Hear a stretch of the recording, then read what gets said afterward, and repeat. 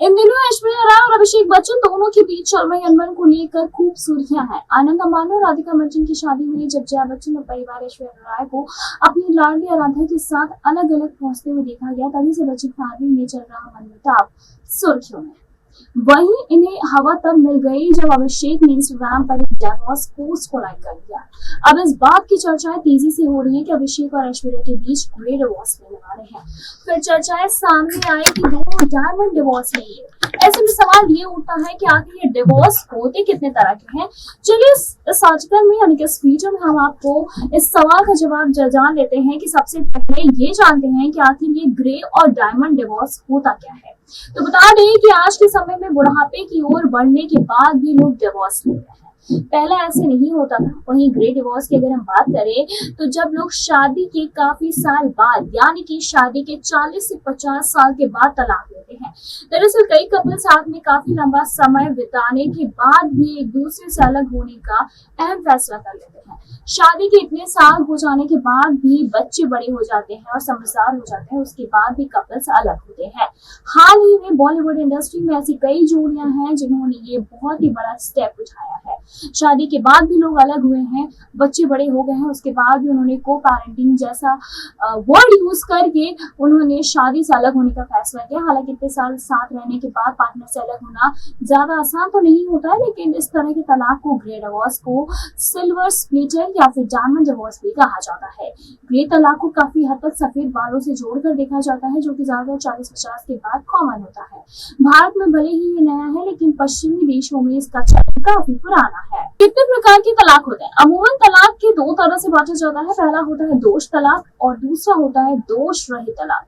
आखिर ये दोष तलाक क्या होता है और दोष रहित तलाक, दोनों में बहुत ही बड़ा डिफरेंस है। लेकिन बताते चले कि दोष तलाक वो होता है जिसमें कि गलती से तलाक लेना पहले एक मानक हुआ करता था। गलती से तलाक लेने के लिए ये साबित करना होता था कि पति या फिर पत्नी में से किसी एक ने कुछ गलत किया था, लेकिन जिसके कारण दोनों लोगों की यानी कि दो लोगों की शादी समाप्त हो जाती है। हालांकि अब आमतौर पर दोषपूर्ण तलाक नहीं होते हैं, बल्कि इसकी जगह लोगों को शादी खत्म करने के लिए दोषपूर्ण बनाम दोष रहित तलाक लेना होता है, बिना किसी गलती के तलाक। बताते चले कि आज के समय में दो लोगों के बीच मतभेद कोर्ट तक पहुंच जाते हैं। वहीं कुछ कपल्स ऐसे भी होते हैं जो कि आपसी समझौता कर बिना किसी गलती के एक दूसरे से तलाक ले लेते हैं। ऐसे में कई कपल्स किसी दूसरे पर किसी तरह का इल्जाम नहीं लगाते और इसका आधार एक दूसरे से आसानी से अलग हो जाना ही होता है।